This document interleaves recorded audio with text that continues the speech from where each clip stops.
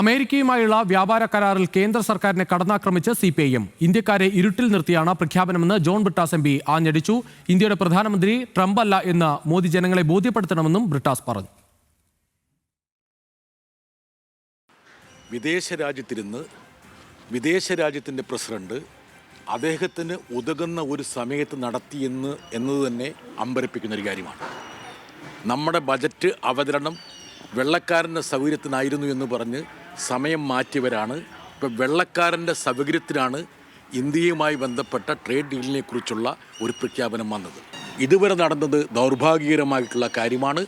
ഇന്ത്യയുടെ പ്രധാനമന്ത്രി നരേന്ദ്രമോദിയാണ്, അല്ലാതെ ഡൊണാൾഡ് ട്രംപ് അല്ല എന്നുള്ള കാര്യമെങ്കിലും ജനങ്ങളെ ബോധ്യപ്പെടുത്തണം. പക്ഷേ 25% KC വേണുഗോപാൽ സമർപ്പിച്ച അടിയന്തര പ്രമേയം തള്ളിയതോടെ ലോക്സഭ പ്രക്ഷുബ്ധമായി. മുദ്രാവാക്യങ്ങളുമായി പ്രതിപക്ഷ MPമാർ നടുത്തളത്തിൽ ഇറങ്ങി. സഭ 12 മണിവരെ പിരിഞ്ഞിട്ടുണ്ട്.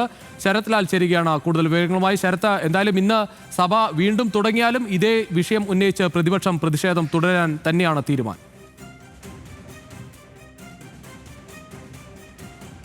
അതെ രുചീഷെ, പ്രതിഷേധം കടന്നാക്രമിക്കുന്നു എന്ന് തന്നെ വേണേൽ പറയാം. കാരണം നരേന്ദ്രമോദി പ്രധാനമന്ത്രി ആയിരിക്കാൻ പോലും അർഹതയില്ല, അത്തരത്തിലുള്ള മുദ്രാവാക്യങ്ങളാണ് ഇന്ന് സഭാതലത്തിൽ മുഴങ്ങിയത്. കാരണം നേരത്തെ KC വേണുഗോപാലാണ് ഈ വിഷയത്തിൽ വ്യാപാരക്കാരിൽ ചോദ്യോത്തരവേദ സസ്പെൻഡ് ചെയ്തുകൊണ്ട് ചർച്ച ചെയ്യണമെന്ന് ആവശ്യപ്പെട്ടത്. എന്നാൽ സർക്കാർ അതിന് തയ്യാറാകുക മാത്രമല്ല, അടിയന്തര പ്രമേയം പരിഗണിച്ചില്ല. പകരം ചർച്ച ചെയ്യാമെന്നൊരു ഒഴുക്കൻ മറുപടി മാത്രമാണ് നൽകിയത്. എന്നാൽ ഇത് പ്രതിപക്ഷത്ത് കണക്കിലെടുത്തില്ല, പ്രതിപക്ഷം ചെവിക്കൊണ്ടില്ല എന്ന് മാത്രമല്ല, മുദ്രാവാക്യങ്ങളുമായി നടുത്തളത്തിൽ ഇറങ്ങുകയും ചെയ്തു. സ്പീക്കർക്ക് വളരെ കഷ്ടപ്പെട്ടു സഭ നിയന്ത്രിക്കാൻ. ഒരു പരിധിവരെ കാര്യങ്ങൾ കൈവിട്ടു പോകുന്ന ഒരവസ്ഥ എത്തിയപ്പോഴാണ് സഭ നിർത്തിവെച്ചത്. 12 മണിവരെയാണ് സഭ നിർത്തിവെച്ചിരിക്കുന്നത്. സഭ സമ്മേളനം പുനരാരംഭിച്ചാലും പ്രതിഷേധം തുടരുമെന്ന് പ്രതിപക്ഷം വ്യക്തമാക്കിയിട്ടുണ്ട്. കാരണം ഇന്ത്യയുടെ വ്യാപാര കരാർ, ഇന്ത്യയെ സംബന്ധിച്ച കാര്യങ്ങൾ പ്രഖ്യാപിക്കേണ്ടത് അമേരിക്കയല്ല, വാഷിംഗ്ടണിലാണ് ഇപ്പോൾ ഇന്ത്യയെ സംബന്ധിച്ച പൂർണ്ണ കാര്യങ്ങൾ പുറത്തു വരുന്നത്.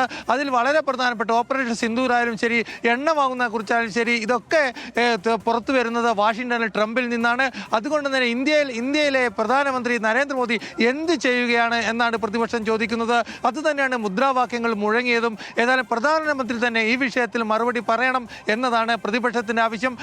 അതായത് വാണിജ്യകാര്യ മന്ത്രിയോ അല്ലെ വിദേശകാര്യമന്ത്രിയോ ഒന്നും ലക്ഷ്യമിടാതെ പ്രധാനമന്ത്രിയെ തന്നെ ലക്ഷ്യമിട്ടുള്ള ഒരു ആക്രമമാണ്, അല്ലെങ്കിൽ പ്രധാനമന്ത്രിയെ പ്രതിസ്ഥാനത്ത് നിർത്താനുള്ള ശ്രമമാണ് പ്രതിപക്ഷം ഇന്ന് സഭയിൽ നടത്തിയത്. ഏതായാലും രാജ്യസഭയിൽ ഇപ്പോൾ ചോദ്യോത്തരവേള നടന്നുകൊണ്ടിരിക്കുകയാണ്.